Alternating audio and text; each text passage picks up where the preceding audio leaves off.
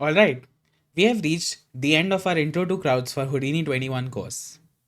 Over the past lessons, we have taken a complete journey through Houdini's updated crowd workflow. We started by learning the basics of SOP based motion paths, setting up our first agents, giving them animation clips, adding offsets, and making them avoid each other or other obstacles.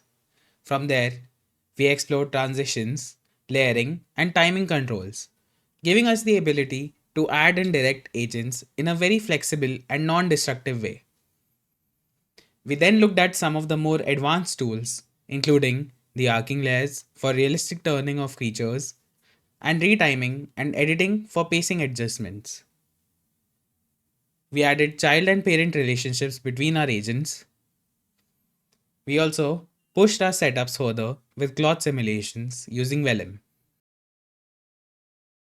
And we learned how to bring everything into Solaris so that our crowds render correctly with materials and lighting.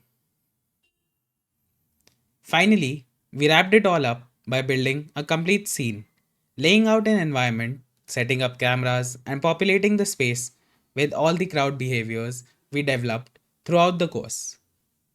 By now, you should feel confident not only in following the steps shown here, but also in experimenting with your own variations. Whether that's different character rigs, new animation cycles, or more complex environments. As your next steps, I recommend trying these setups with your own custom agents from Mixamo, Daz, or Houdini's content library, or any other source that you can think of. You can also find great high resolution characters on the website Big Medium Small. Experiment with larger scenes and different narratives. Again, you can use different environments using either Kitbash 3D assets or any other assets.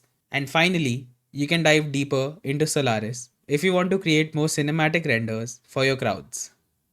Remember, the more you experiment, the faster you will understand what makes a crowd simulation look alive and believable. Thank you for joining me on this course. I hope you had fun building these setups and that you now feel ready to use Houdini crowds in your own projects. See you in the next one.